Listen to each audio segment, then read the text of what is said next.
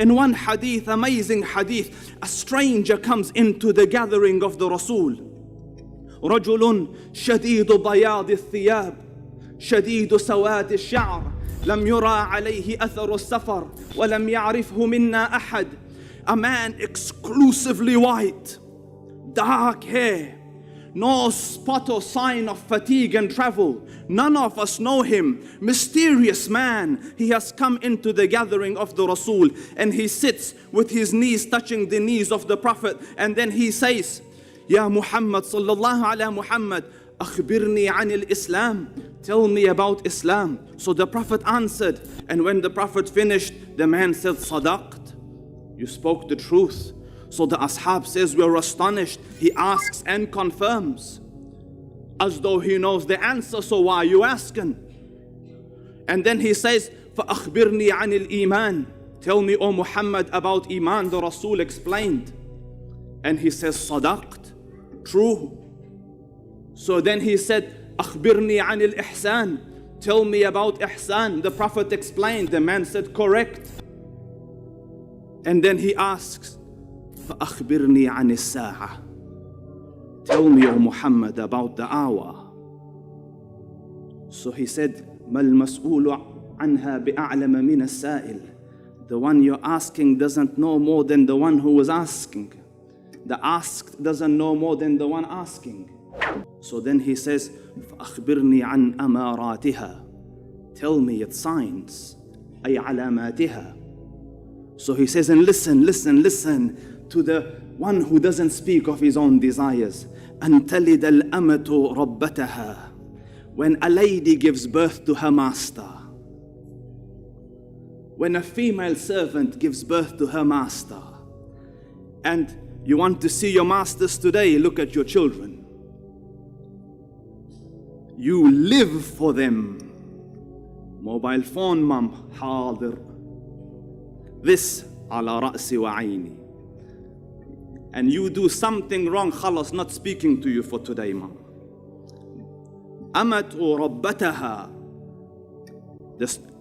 You have given birth to your masters.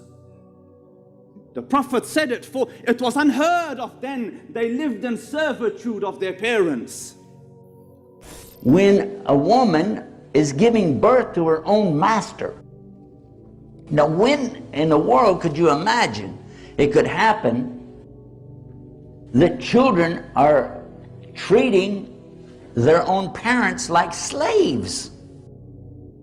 Yet I was just in New York a few weeks ago at our new studios there, and I was amazed at the way the youth treat their parents. And then it hit me, that describes exactly.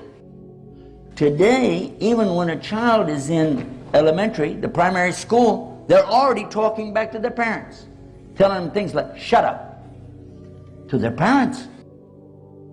What are you going to do about it? You can't make me. This attitude. And then as they get older, as teens, get out of my face. And disappear. Don't come back for a couple days. And when they do come back, bad attitude. And then when they're maybe at the age of college or something like that, and I heard one say, I'm 18 years old now. I've had it with you. I've put up with you all my life. This is a child talking to the mother? I've had it with you? Who carried the child inside of her? Who's the one that gave birth in pain after pain after pain? Who's the one that nursed that child from her own breast? Who is the one that taught the child to walk and talk, to have what we call the mother tongue, coming from the mother, teaching the child how to speak? And let's don't even get into the changing the diapers and staying up all night long. That sounds like slavery to me. What do you think? Although many of these scholars has interpreted this hadith as it's supposed to mean that a time will come that the children will treat their parents in a way that they become like master to their parents, this hadith could also refer to a phenomenon called surrogacy. Surrogacy is an arrangement often supported by an agreement whereby a woman, meaning the surrogate mother, agrees to bear a child for another person or persons who will then become the child's parents after birth. A technique called in vitro fertilization now makes it possible to gather eggs from the mother, fertilize them with the sperm from the father, and place the embryo into the uterus of a gestational surrogate. The surrogate then carries the baby until birth. She doesn't have any genetic ties to the child because it wasn't her egg that was used. Therefore, the surrogate is called the birth mother and not the biological mother. Usually, women who are in a lower socioeconomic scale in society offer these services to wealthy individuals. A poor lady rents her womb to carry the baby until birth, where the newborn will become the master of the surrogate mother.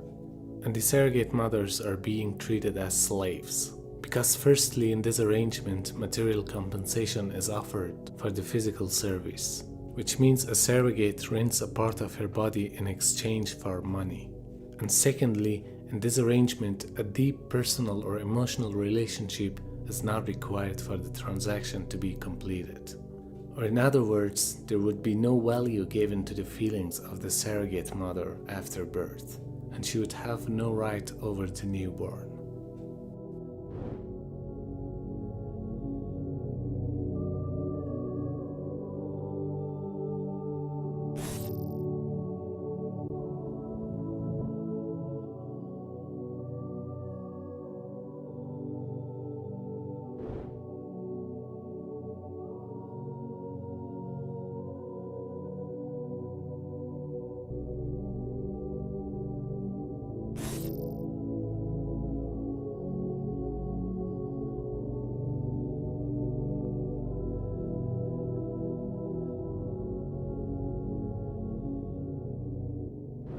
And then the second sign in Subhan al-Khaliq, وأن ترى حفاة عراة عالة رعاء الشاء يتطاولون في البنيان. When you see the barely clothed, like they don't have good clothing, not adequate clothing, barefooted, destitute shepherds and goat herders competing in the heights of buildings. So I researched who is competing in the heights of buildings. Subhan al-Khaliq.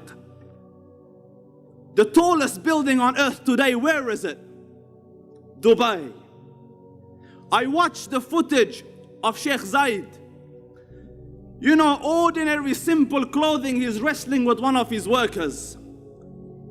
An ordinary shepherd, the oil camp, Pujuh, skyrocketed, and now the tallest building on earth is in their country.